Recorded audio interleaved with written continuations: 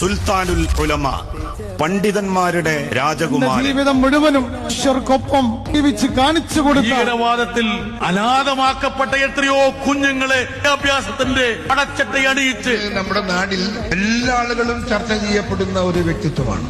ത്തോടുള്ള കടപ്പാട് ഈ നാടിന് പറഞ്ഞു തീർക്കാൻ സാധിക്കാത്ത ഒന്ന്. പ്രയാസം അനുഭവിക്കുന്ന ആളുകൾക്ക് വേണ്ടി അത്താണിയായി പ്രവർത്തിക്കുന്ന ഒരു പണ്ഡിതൻ തന്നെയാണ്. അദ്ദേഹത്തിന്റെ ആത്മവീര്യം കാലം പോലും അദ്ദേഹത്തിന് വഴിമാറി കൊടുക്കുന്ന കാഴ്ചയാണ്. മരണത്തിന്റെ തീയതി ിക്കപ്പെട്ട് കഴിഞ്ഞു എന്ന് നമ്മൾ വിശ്വസിച്ചിരുന്നിടത്ത് ഒരുപക്ഷെ സർക്കാർ സംവിധാനങ്ങൾ പോലും കൃത്യമായി ഉത്തരം നൽകാതിരുന്ന ഒരു കാലത്ത് ഒരു മനുഷ്യജീവനെ രക്ഷിക്കാൻ ഇടപെടൽ ഓർക്കുമ്പോൾ എന്തൊരു അത്ഭുതമാണിത്. പ്രതിലോമ ചിന്തകൾക്കെതിരായി മനുഷ്യരാശിക്ക് വേണ്ടി, സാമൂഹ്യ നന്മയ്ക്ക് വേണ്ടി സക്രിയവും ക്രിയാത്മകവുമായി ഏതെല്ലാം തലത്തിൽ ഇടപെടാൻ സാധിക്കുമോ ആ ഇടപെടലിന്റെ മൂർത്തി രൂപമായി, സമാധാനത്തിന്റെ മാലാഖയായി വെള്ളരി പ്രാവിനെ പോലെ പ്രിയപ്പെട്ട ഉസ്താദ് ഇത്രയും കാലം പിന്നോട്ടു പോകാത്ത നിലപാട്. ഈ ലോകത്തിന്റെ ഏത് ഭാഗത്തും അക്രമവും അതിക്രമവും അഴിച്ചുവിട്ടാൽ ആ അതിക്രമത്തിനെതിരെയും അക്രമത്തിനെതിരെയും ബഹുമാനപ്പെട്ട ഉസ്താദിന്റെ നാവുകൾ ഈ കാലഘട്ടത്തിൽ മനുഷ്യർക്കൊപ്പം നിന്ന മഹാമനീഷിയാണ്. പിതാവ് എപ്പോഴും പറയാറുണ്ട്,